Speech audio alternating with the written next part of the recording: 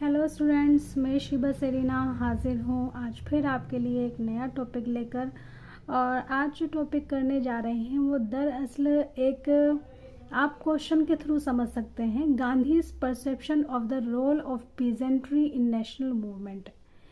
कि जो गांधी थे वो कृषकों के बारे में क्या सोचते थे, राष्ट्रवादी आंदोलन में कृषकों का क्या रोल हो सकता है, उसके बारे में उनका परसेप्शन क्या था।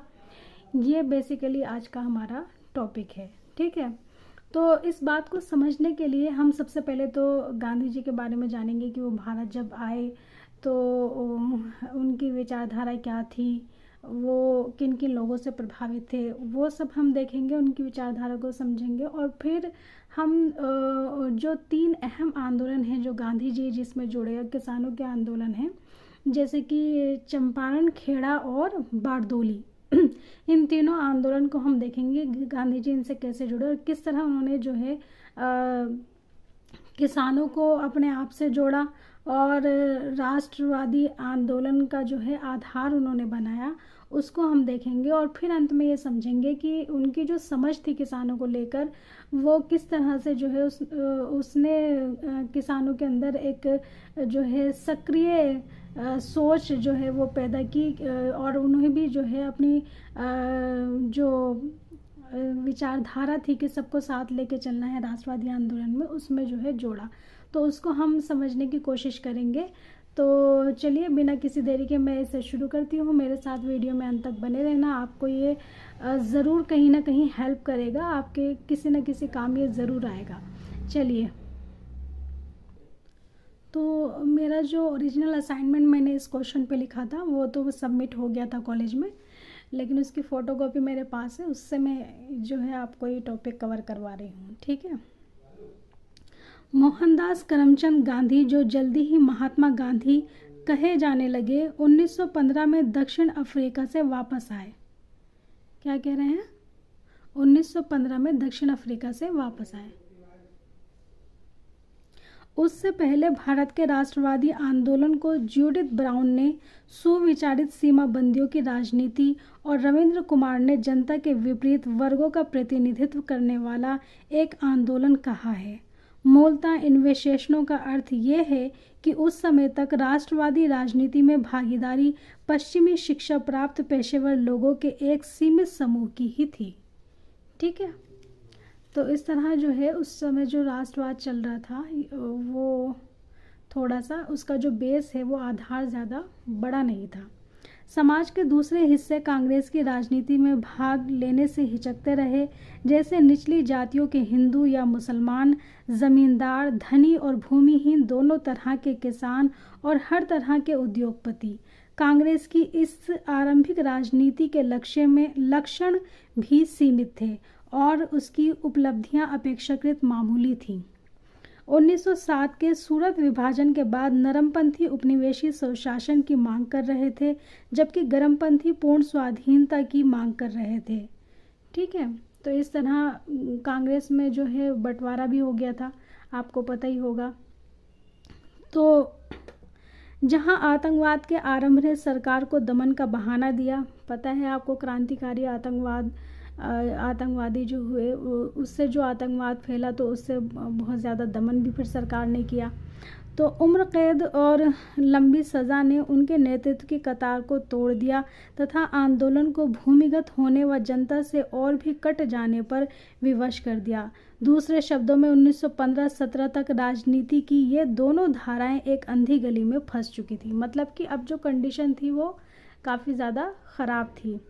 और जब इन राजनीतिज्ञों का सामना गांधी से हुआ तो उन लोगों के पास जोड़ तोड़ की बहुत कम संभावना बची थी। इसके विपरीत भारतीय राजनीति के एक नए खिलाड़ी के रूप में उभरे गांधी के ऊपर इन समूहों की असफलता का कोई कलंक नहीं था। इन समूहों की असफलता का कोई कलंक नहीं था, क्योंकि अभी उन्होंने कुछ ऐसा किया ही नहीं था, तो फ्रेश थे वो भी। राजनीतिक यथास्थिति से उनके निहित स्वार्थ जुड़े हुए नहीं थे और इस कारण वे पश्चिमी शिक्षा प्राप्त कुलीनों से जनता की ओर शक्ति के किसी भी हस्तांतरण का स्वागत करने के लिए अधिक तैयार थे। ठीक है, तो पश्चिमी शिक्षा प्राप्त जो कुलीन थे उनसे ज़्यादा लोग भरोसा इन पे कर सकते थे। भारतीय समाज की बहुलवादी प्रकृति पर उनकी एक स्पष्ट समझ थी, पर वे एकजुट भारत के आदर्श के प्रति समर्पित थे। नरमपंथियों और गर्मपंथियों के अंतहीन झगड़ों से कुंठित युवा भारतवासियों के सामने उन्होंने एक बिल्कुल नया और ताज़ा विकल्प प्रस्तुत किया। ठीक है, नया और ताज़ा विकल्प प्रस्तुत किया। क्या है वो विकल्प? नैतिक शून्य और भौतिक हताशा के काल में उन्होंने ऐसे राजनीतिक कार्यक्रम की बात कही जो आध्यात्मिक दृष्टि से उदात्त भी था। ये उदात्त मुझे कुछ खास समझ में आया नहीं, आप मुझे बता सकते हैं इसका मीनिंग क्या है कमेंट करके। नैतिक और राजनीतिक हताशा के एक वातावरण ने तब गांधी का स्वागत किया जब वे दक्षिण अफ्रीका में अंग्रेज़ों से सफल टकराव की एक पृष्ठभूमि के साथ भारत आए।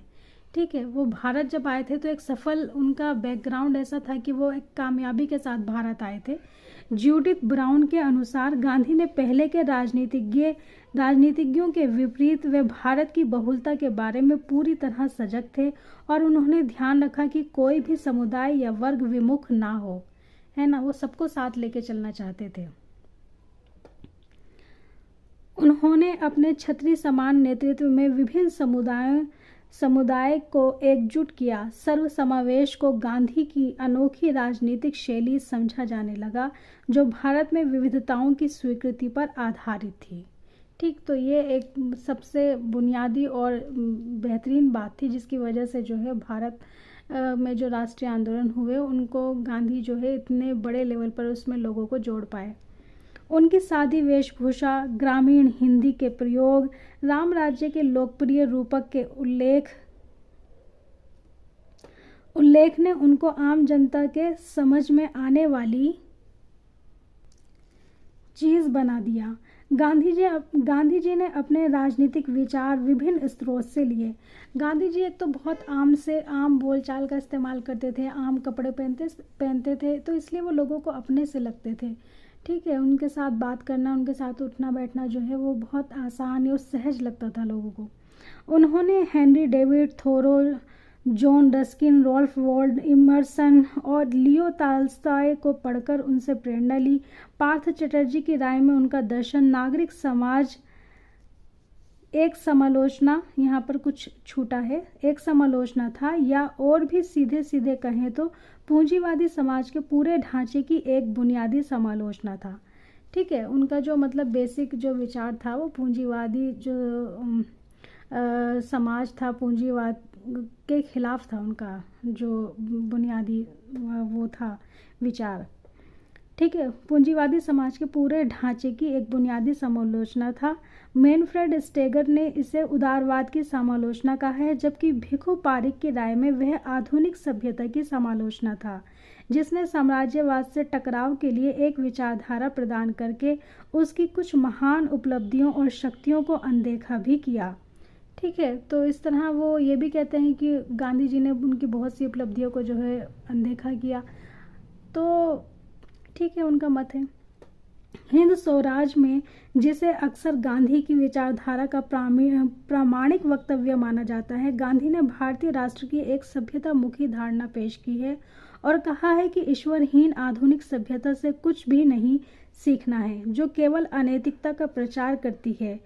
और उसको देखो उन्होंने क्या कहा, ईश्वरहीन कहा। ठीक है, औद्योगिक पूंजीवाद को हितों के सारे टकराव के लिए जिम्मेदार बतलाया और साम्राज्यिक आक्रामक को प्रोत्साहन देने वाला बताया। ठीक है, तो इस तरह गांधी जो है इस तरह की विचारधारा रखते थे जब वो भारत में आए, और इस तरह राजनीति के बारे में उनकी समझ, समाज के बारे में उनकी समझ जो है मैंने आपके सामने रखी।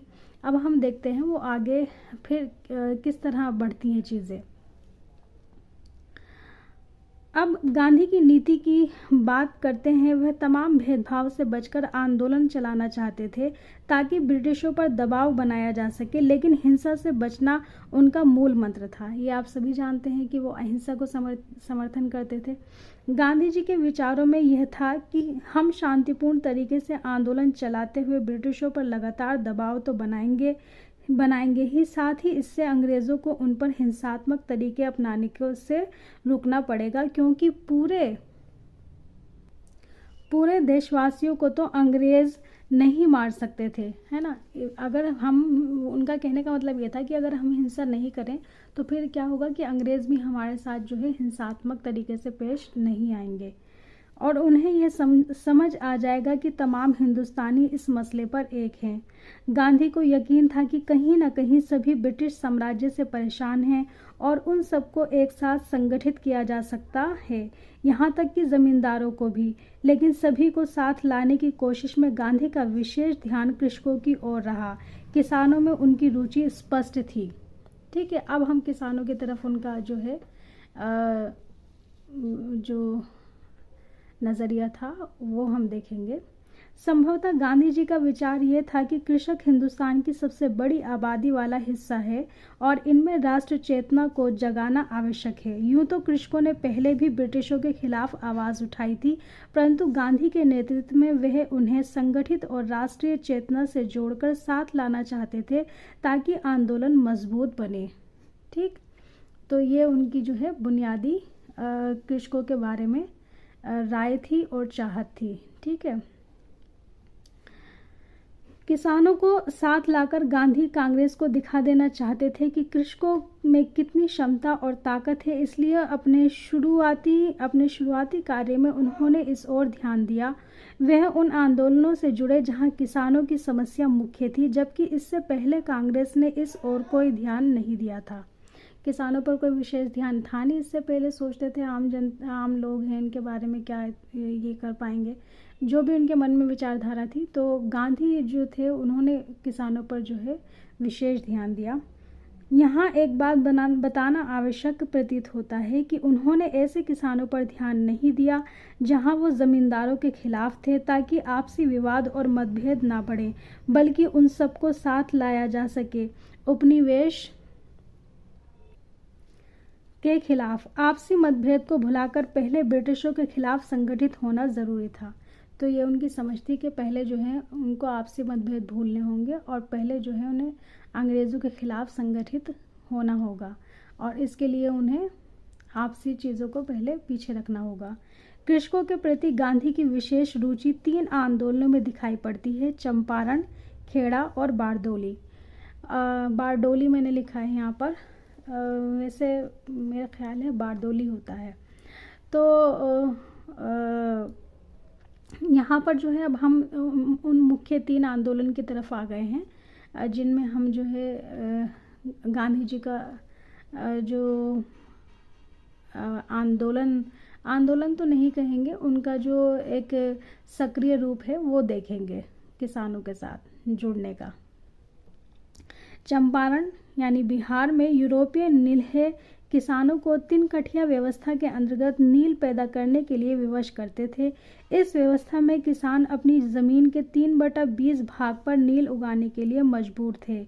इसके विरुद्ध किसानों का असंतोष स्थानीय मझोले और धनी किसान नेताओं के नेतृत्व में 1860 के दशक में ही बढ़ता चला आ रहा था। ठीक है,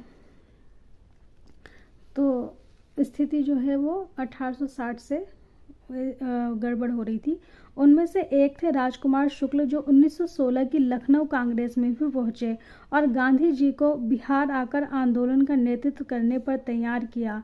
गांधी जी को आयोग को यह समझाने में कि 3 कठिया पद्धति खत्म होनी चाहिए कोई मुश्किल नहीं हुई। उन्होंने आयोग को यह भी समझाया कि किसानों से जो पैसा अवैध रूप से वसूला गया है उसके लिए उन्हें हर्जाना दिया जाए। ठीक है, हर्जाना देने की बात भी की। एक तो कह रहे हैं कि वो गलत वसूला, ऊपर से हर्जाना भी, तो ये बहुत बड़ी बात थी। ठीक है, बागान मालिक किसी तरह अवैध वसूली का 25% वापस करने पर राजी हुए। गांधी जी मान गए। गांधी जी का कहना था कि 25% रकम वापस करना भी बागान मालिकों के लिए बहुत बड़ी बेइज्जती है। बहुत बड़ी बात थी कि उन्होंने वापस करने पर उनको मना लिया। तो इस तरह जो है इस आंदोलन में गांधी जी की जो है जीत होती है। इस तरह 1917 में गुजरात के खेड़ा ज़िले में खासकर धनी पटीदार किसानों के लिए अनेक कारणों ने असमान कठिनाइयां पैदा कर दी, जैसा वर्षा के देरी होने से फसलों का नष्ट होना, खेती हर मजदूरियों में एकाएक बढ़ोतरी, मुद्रास्फीति की भारी दर और ब्यूबोनिक प्लेग का हमला। जिले के उत्तरी भाग में स्थित छोटे से कठलाल कस्बे में मोहन लाल पांडे और शंकर लाल पारिख नाम के 2 स्थानीय नेताओं ने एक लगान बंदी आंदोलन आरंभ कर दिया। उनकी मांग मालगुजारी में छूट की थी। गांधी ने गुजरात सभा के समर्थन में सत्याग्रह करने का निर्णय 22 मार्च को ही किया। अप्रैल तक किसानों की मांगों को अंशतः मान लिया और मालगुजारी। फिर क्या हुआ?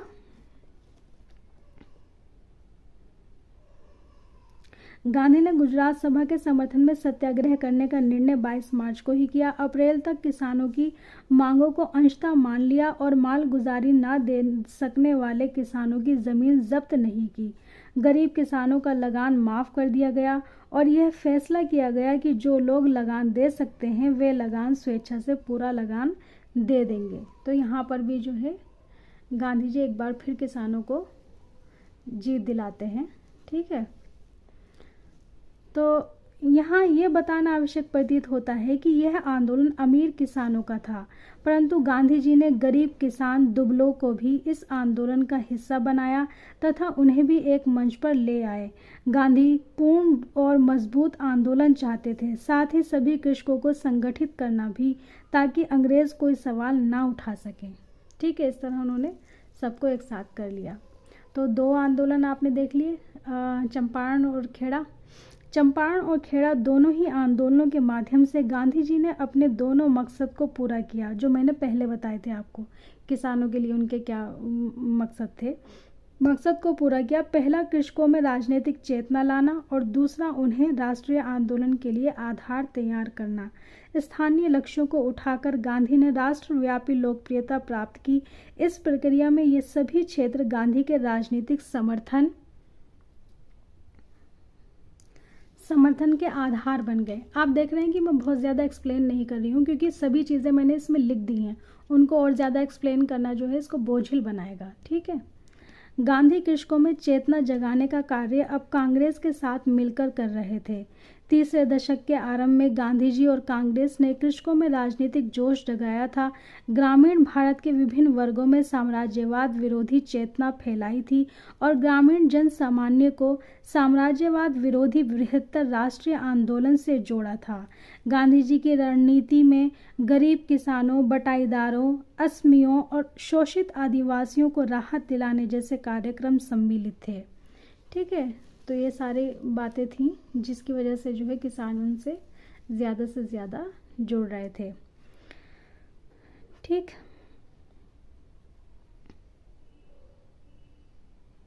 फिर भी कृषक राष्ट्रवाद ने तीसरे दशक के अंत में जाकर ही आमूल परिवर्तनवादी दिशा अपनाई। कांग्रेस के नेतृत्व में राष्ट्रीय आंदोलन के आरंभिक चरण में एक विस्तृत कृषि संबंधी कार्यक्रम था, किंतु वह एक विस्तृत आधार वाले किसान आंदोलन का कोई दर्शन प्रस्तुत नहीं कर सका। किसानों की मांगों के प्रति कांग्रेस के दृष्टिकोण में भी तीव्र परिवर्तन आया। ठीक, अब किसानों के प्रति जो है कांग्रेस का दृष्टिकोण भी बदला। यहाँ तक कि स्वराजी भी बंगाल टेनेंसी अमेंडमेंट बिल की बहस के दौरान किसानों और काश्तकारों के हितों की रक्षा नहीं कर सके। जितेंद्र लाल बनर्जी ने अवश्य जमींदारों के विरुद्ध रैयतों के लिए कुछ अतिरिक्त अधिकारों का समर्थन किया, किंतु उन्होंने भी उस संशोधन का विरोध किया जिससे बरगादारों और टेनेंसी के अधिकार देकर जोतदारों के प्रभुत्व को कम करने की बात कही गई थी। ठीक है, तो इस तरह अनेक प्रांतों के विभिन्न क्षेत्रों में परिवर्तन विरोधी गांधीवादियों द्वारा लगातार रचनात्मक कार्य करते रहने से कांग्रेस ने धीरे धीरे अपना ग्रामीण आधार बना लिया था। ठीक, इस तरह अपना ग्रामीण आधार बनाया, किंतु ग्रामीण संगठन के प्रति विशिष्ट गांधीवादी दृष्टिकोण से प्रभावित सबसे पहला महत्वपूर्ण आंदोलन 1928 में गुजरात के सूरत जिले के बारदोली में हुआ। ठीक है, तो ये जो बारदोली का आंदोलन है ये बहुत महत्वपूर्ण आंदोलन है, क्योंकि चंपारण और खेड़ा जो है उतने बड़े आंदोलन भी नहीं थे, और वो एक तरीके से जो है एक छोटे स्तर पर जो है, छोटा स्तर से कहना उचित होगा या नहीं ये भी मैं सोच रही हूँ, लेकिन ये ज़रूर है कि उनका स्तर जो है वो थोड़ा जो है सीमित था, दायरा बहुत बड़ा नहीं था। 1927 में बम्बई सरकार ने बारदोली के राजस्व में 22% बढ़ोतरी करने की घोषणा की थी। दुबला आदिवासियों ने लगानबंदी का आंदोलन चलाया। गांधी जी के कहने पर इन आदिवासियों को काली परज यानी काले लोग कहा जाता था, जिसे गांधीवादी कार्यकर्ताओं ने बदलकर रानी परज यानी वनवासी कर दिया। रचनात्मक कार्य करने वाले गांधी जी को अपना नेता बताते थे। भाषणों और सत्याग्रह पत्रिका के लेखों में रोजाना इस बात पर बल दिया जाता था कि असली उत्पादक होने के नाते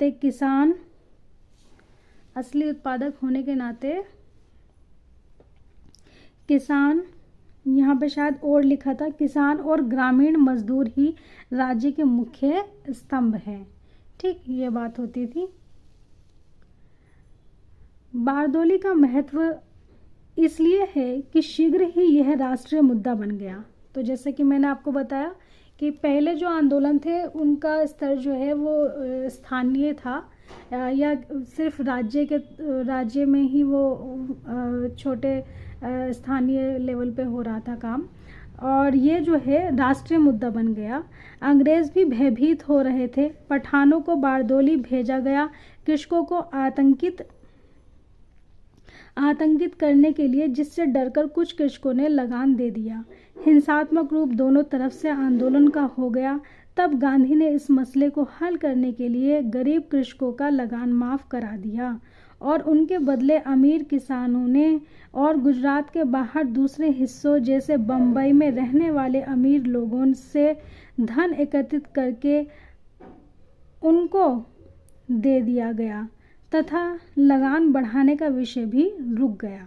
तो इस तरह जो है बारदोली का ये मसला हल होता है। ठीक है, तो पता क्या चलता है हमें? तो हमें बेसिकली पता ये चलता है कि किसानों के बारे में गांधी जी की समझ जो है वो ये थी कि वो भी राष्ट्रीय आंदोलन का हिस्सा हो सकते हैं, बल्कि न केवल हिस्सा हो सकते हैं बल्कि एक अहम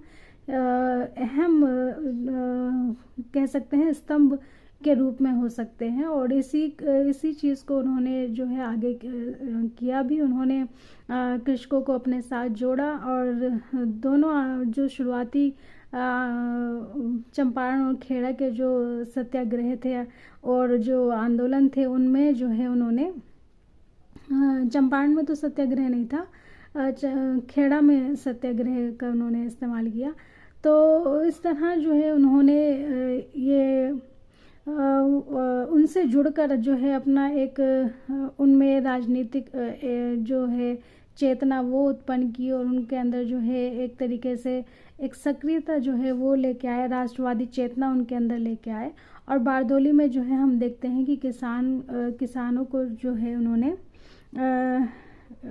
फिर से हेल्प की, और वहाँ पर जो है उनके अंदर भी एक एकता की भावना जो है उन्होंने वो लाकर, और उनमें जो है एक दूसरे की सहायता का जो एंगल है वो भी उन्होंने वहाँ पे पैदा किया। अगर आप देखें कि जो अमीर किसान हैं उन्होंने लगान देने की बात की और गरीब किसानों के सपोर्ट में आए, तो इस तरह जो है यूनिटी जो है एक वो क्रिएट हुई।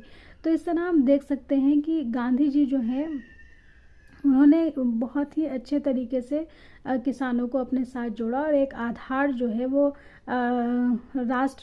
राष्ट्रवाद का यहाँ पर तैयार हुआ, क्योंकि वो गांधी जी के समर्थन में अब हो गए थे, गांधी जी को पसंद करने लगे थे। और इससे जो है बहुत ज़्यादा खबरें भी उनके समाज में और लोगों में फैली कि वो सब जो है इस तरह गांधी जी के समर्थन में आए। तो निष्कर्ष ये कि अग्रलिखित तथा उपयुक्त तमाम पहलुओं को आंदोलनों को देखने के पश्चात ये कहना उचित प्रतीत होता है कि कृषकों के संबंध में शुरू से गांधी की विचारधारा सकारात्मक थी, है ना। शुरू से ही वो उनके बारे में सकारात्मक सोच रखते थे। वे कृषकों की शक्ति को समझते हुए उन्हें आंदोलन यानी राष्ट्रीय से जोड़ने में लगे रहे और उन्होंने ये किया भी। और धीरे धीरे जो है हम देखते हैं कि किसान जो है वो राष्ट्रवादी आंदोलन से भली भांति जुड़े भी। तो इस तरह यहाँ पर जो है मेरा ये लेक्चर समाप्त होता है। उम्मीद करती हूँ कि आपको अच्छी तरह समझ में आया होगा और आपके लिए ये हेल्पफुल रहेगा। आपको अगर ये वीडियो अच्छी लगी है तो प्लीज़ इसे लाइक करें, शेयर करें और अगर आप इस चैनल पर नए हैं तो प्लीज़ चैनल को सब्सक्राइब भी करें। हालांकि मैं जानती हूँ कि अगर आपने पूरी वीडियो देखी है तो आपको मुझे ये कहने की ज़रूरत नहीं है कि आप इसको सब्सक्राइब करें, आप कर ही देंगे। तो फिर भी मैंने आपसे जो है ये छोटी सी रिक्वेस्ट की। Thank you for watching this video. Thank you once again.